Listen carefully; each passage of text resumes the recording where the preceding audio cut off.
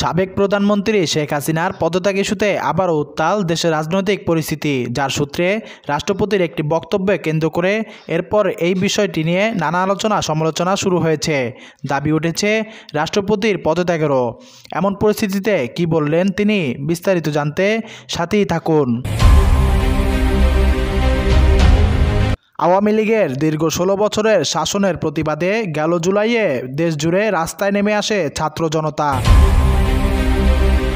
আন্দোলনকারীদের দমনে গণহত্যা ধরপাকড় করেও শেষ পর্যন্ত ক্ষমতাচ্যুত হয়েই ভারতে আশ্রয় নিতে বাধ্য হন তৎকালীন প্রধানমন্ত্রী ও আওয়ামী লীগ সভানেত্রী শেখ হাসিনা।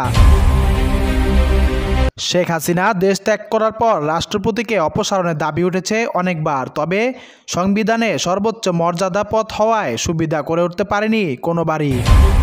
তবে চুপ থাকেনি রাষ্ট্রপতিও, একের পর এক দাপটে বক্তব্য দিয়ে যাচ্ছেন লাগাতার। তবে প্রতিবারের মতো চুপ নেই এবারও। গতকাল আওয়ামী লীগকে নিষিদ্ধ ইস্যুতে সমন্বয়ক সার্জিস আলম এবং হাসনাত আবদুল্লাহকে দিয়েছে কড়া হুঁশিয়ারি। বলেছেন, বেশি কথা বললে শেখ হাসিনাকে দেশে ফিরিয়ে আনতে বাধ্য হব। রাষ্ট্রপতি আরও বলেন, বর্তমানে দেশে কোনো গণতন্ত্র নেই। আওয়ামী লীগ দেশের সর্ববৃহৎ রাজনৈতিক সংগঠন। আওয়ামী লীগকে ছাড়া নির্বাচন একেবারেই অসম্ভব। প্রিয় দর্শক, রাষ্ট্রপতির এমন বক্তব্যে আপনার কি মতামত জানিয়ে দিন কমেন্ট বক্সে। পরবর্তী আপডেট পেতে চ্যানেলটিকে সাবস্ক্রাইব করে নোটিফিকেশনটি অন করে রাখুন।